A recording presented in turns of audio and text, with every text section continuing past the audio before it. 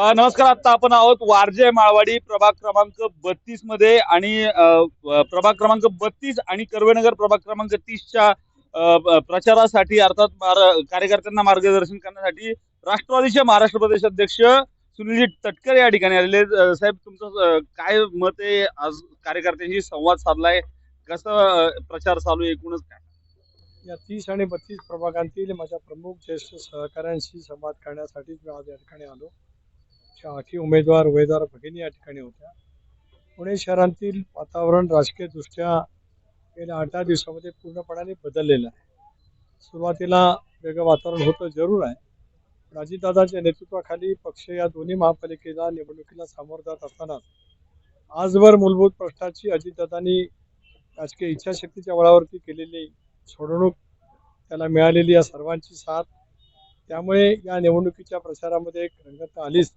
पण इथलाही दोन्ही प्रभागातल्या कार्यकर्त्यांचा अभूतपूर्व उत्साह अनुभवायला मिळाला. महिला उमेदवार भगिनी या ठिकाणी आहेत. प्रत्येक उमेदवार भगिनी मतदारांच्यापर्यंत पोहोचत आहेत आणि त्याच्यातून जो उद्याच्यासाठी जाहीरनामा राष्ट्रवादी काँग्रेस पक्षाने प्रसिद्ध केला आहे त्याच्याबद्दलचं सुद्धा एक वेगळी चर्चा, आकर्षण महाराष्ट्रामध्ये आणि पुण्यामध्ये. साहेब, नागरिकांना कशा प्रकारे आवाहन करायला?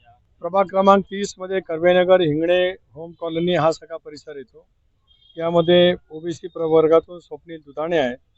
सर्वसाधारण महिलांतून सौभाग्यवती संगीताताई मराठे आहेत. सर्वसाधारण महिलांच्या मधून निवेदिताताई जोशी आहेत आणि सर्वसाधारण मधून विजय खळदकर आहेत.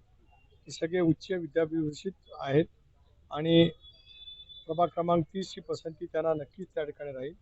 प्रभाग क्रमांक 32 वारजे, पॉप्युलर नगर, शिवणे हा सगळा परिसर आहे. इथे अश्विनीताई कांबळे आहेत, किरणजी बारटक्के आहेत, दीपालीताई धुमा आहेत आणि सचिन रामभाऊ मराठे आहेत. सगळे उमेदवार जनतेशी लोकाभिमुख पद्धतीने उत्तम संवाद करणारे आहेत.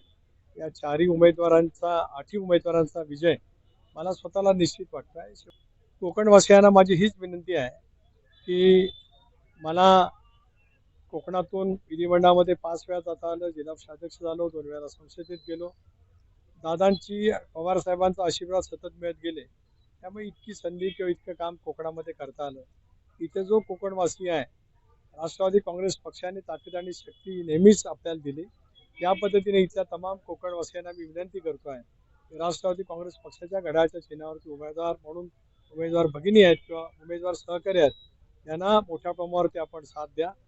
इथला अढळ विश्वास लोकशाहीवरचा दूर करण्यासाठी राष्ट्रवादी काँग्रेस पक्षाला तमाम कोकणवासियांची साथ मिळावी, असा एक कोकणातला कार्यकर्ता म्हणून माझी विनंती.